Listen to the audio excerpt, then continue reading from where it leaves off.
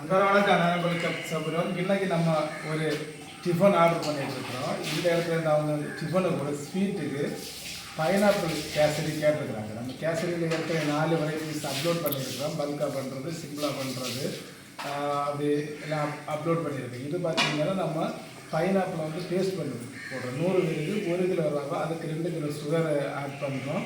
Pineapple நல்ல பழுத்த pineapple, அது வந்து பெரிய பைனாப்பிள் வந்து பழுத்து வர எல்லோ கலரில் வரும். அதை பேஸ்ட் பண்ணி வச்சுருக்கிறோம். அதனால என்னென்னா கொஞ்சமாக ஃபுட் கலர் கேசரி கலர் போடணும். அதுவும் வந்து எல்லோ கலர்லாம் போடணும். மற்ற நம்ம கேசரி, ரெட்டு, க்ரீனு, ஆரஞ்சு எந்த கலர்லேயும் பண்ணலாம். ஆனால் நம்ம வந்து பைனாப்பிள் கேசரி அப்படிங்கிற டைமில் பைனாப்பிளுக்கு அதே கலரில் வரணும். அது ரொம்ப முக்கியமான விஷயம். இப்போ வந்து ரவையை நல்லா வறுத்து வச்சுருக்கிறோம். ரவை பச்சை பண்ணோம்னா ரொம்ப வந்து குழுவுன்னு ஆகிடும். நம்ம வறுத்து பண்ணோம்னா டெம்பர் ஆகிடும்.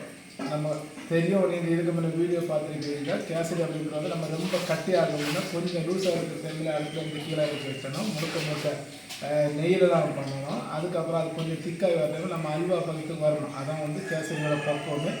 இது எல்லாமே கரெக்டாக நம்ம வறுத்து ரெடி பண்ணி வச்சுருக்கிறோம். இப்போ அப்படி ஒரு உருளி அடுப்பில் வச்சுட்டோம். இப்போ அப்படி ஒரு டேரக்டாக சிறுமுறை விளக்கம் பார்க்க நீங்கள் வீடியோ ஸ்கிப் பண்ணாமல் கடைசி வரை பாருங்கள். இந்த உருளி அடுப்பில் வச்சு உருளி நல்லா சூடாகிட்டு 100 கிராம் அளவில் நெய் ஆரம்பித்து சேர்க்குறேன். நெய் உருகி நல்லா சூடாகிட்டு இப்போ 150 கிராம் அளவில் முந்திரி சேர்க்குறேன். நம்ம சாதா 1 கிலோ ரவைக்கு 100 கிராம் சேர்ப்போம். இவங்க வந்து ஸ்பெஷலாக கொஞ்சம் முந்திரி திராட்சை ஜாஸ்தி போட்டு கேட்டுக்கிறதுனால 150 கிராம் சேர்க்குறோம். அவங்க தப்பு கிடையாது. இது நல்லா தான் இருக்குது டேஸ்ட்டு.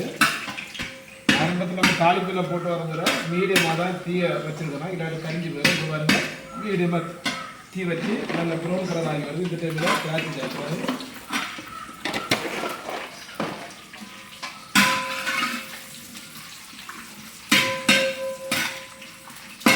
சேர்த்து திராட்சை ஒரு 30 செகண்ட் போல் இந்த மாதிரி ஸ்லோ தீயை வச்சு கிண்டி விடுற டைமில் நல்லா உப்பி வரும். அதுக்கப்புறம் 3 லிட்டர் அளவில் தண்ணி சேர்க்கணும். இப்போ தண்ணி சேர்த்துக்கிறேன்.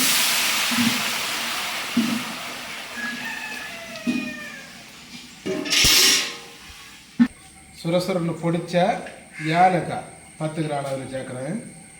நல்லா பவுடர் ஆகக்கூடாது.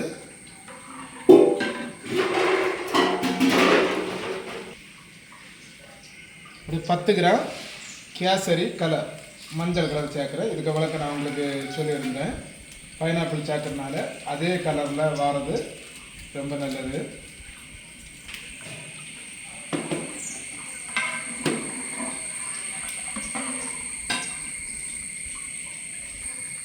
ஃபைனாக அடித்து வச்சுருக்கிற பைனாப்பிள் பேஸ்ட்டை சேர்க்குறேன். ஏன் இந்த டைமில் சேர்க்குறாங்க அப்படி பார்த்தீங்கன்னா, ரொம்ப கொதிச்சதுக்கு அப்புறம் சேர்த்த முடியலன்னா நம்ம இது சேர்த்த உடனே தெரிஞ்சு போயிடும். அதனால என்னென்னா நம்ம தண்ணி விட்டு கொஞ்சம் நேரம் ஆன உடனே இந்த பைனாப்பிள் பேஸ்ட்டை சேர்த்துக்கணும். அப்போ பைனாப்பிளில் உள்ள அந்த பச்சை வாசனை இருக்காது, தெரிஞ்சும் போகாது. எப்படியும் நல்லா கொதிக்கிறது ஸ்டார்ட் ஆகுது பாருங்கள். இப்போ தீயை கொஞ்சம் ஜாஸ்தி பண்ணி தான் வச்சேன். இந்த டைமில் வந்து சுகர் சேர்த்துக்கலாம்.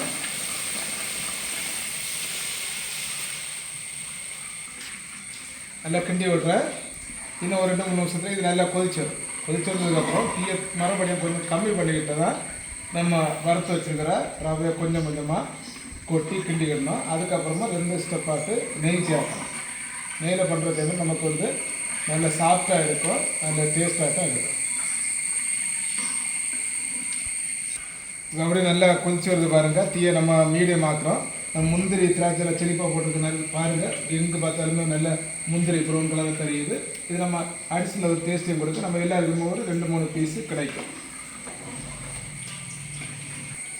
வறுத்த ரவையை கொஞ்சம் கொஞ்சமாட்டு கொட்டிக்கிறோம். இந்த மாதிரி கொஞ்சம் கொஞ்சமாக மெதுவாக தான் கொட்டணும். நம்ம சேர்த்து போட்டுக்கிட்டோன்னா கட்டி பிடிச்சிடும். இப்படி கைவிடாமல் கிண்டிக்கிட்டு விடணும்.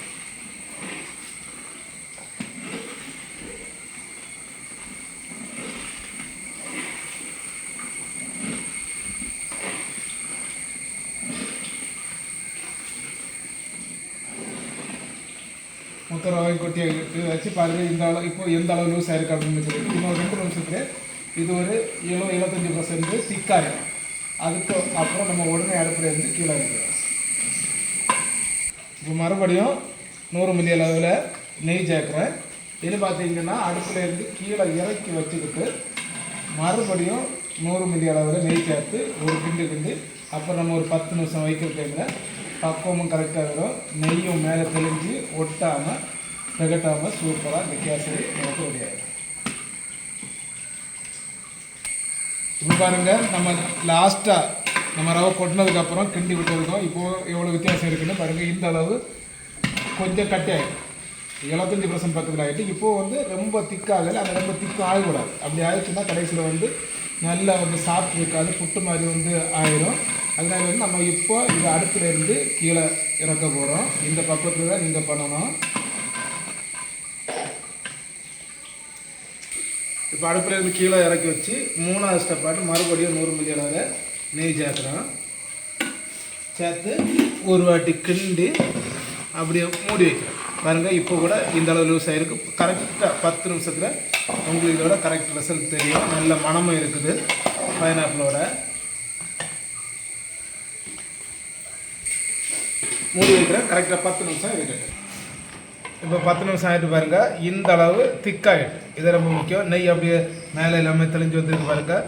சூப்பரான ஒரு மணமும் வருது. இப்போ வந்து பார்த்திங்கன்னா 100% கட்டி ஆகலை. ஆனால் இதான் பக்குவம். ஏன் பார்த்திங்கன்னா நம்ம வந்து கேசரி எப்போவுமே சுட சாப்பிட்றது கிடையாது. இது ஆறி வரக்கு 1 மணி நேரம் பக்கத்தில் ஆகும். அப்போ அந்த டைமில் வந்து ரொம்ப பெர்ஃபெக்டாகிட்டு வந்து கெட்டியாகி வந்துடும். நம்ம இப்போ வந்து எக்காரத்தை கொண்டு ரொம்ப கட்டியாக பண்ணக்கூடாது. பாருங்கள், வந்து இப்போ வந்து நம்ம அப்படி குவாரி சாப்பிட்றக்கூடிய பக்குவத்துக்கு இருக்குது. இது 1 மணி நேரத்தில் சூப்பரான பக்குவம் வந்துடும். நீங்கள் இதே ப்ரொசீஜரில் ட்ரை பண்ணி பாருங்கள். இப்போ நான் உங்களுக்கு கொஞ்சமாட்டு எடுத்து டேஸ்ட்டு பார்த்து சொல்கிறேன். இப்போ டேஸ்ட் பார்த்துட்டு பாருங்கள், நம்ம இலையில் வச்சதுக்கப்புறம் கூட இங்கே பாருங்கள் இந்த மாதிரி உருண்டு வருது. இதான் ரொம்ப ரொம்ப முக்கியம்.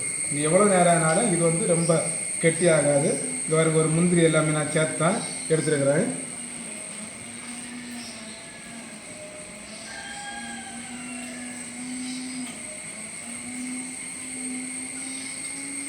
கொடுத்தது ரொம்ப டேஸ்ட்டாக இருக்குது. அந்த பைனாப்பிளோட ஃப்ளேவரும் டேஸ்ட்டும் கரெக்டாக நாக்கில் தெரியுது. இன்னும் கொஞ்சம் கூட ஆறி வர டைமில் இன்னும் ரொம்ப டேஸ்ட்டாக இருக்கும். நீங்களும் ட்ரை பண்ணி பாருங்கள். இண்டோர் ஆர்டர் கேட்டரிங் பண்ணிட்டு இருக்கிறவங்க எல்லாருமே தெரியும். எந்த ஃபுட் ஆர்டர் இருந்தாலும் மறக்காமல் கான்டாக்ட் பண்ணுங்கள். அடுத்த வீடியோவில் வேறு ஒரு ரெசிபி உங்களுக்கு பண்ணுறேன். Bye bye, thank you.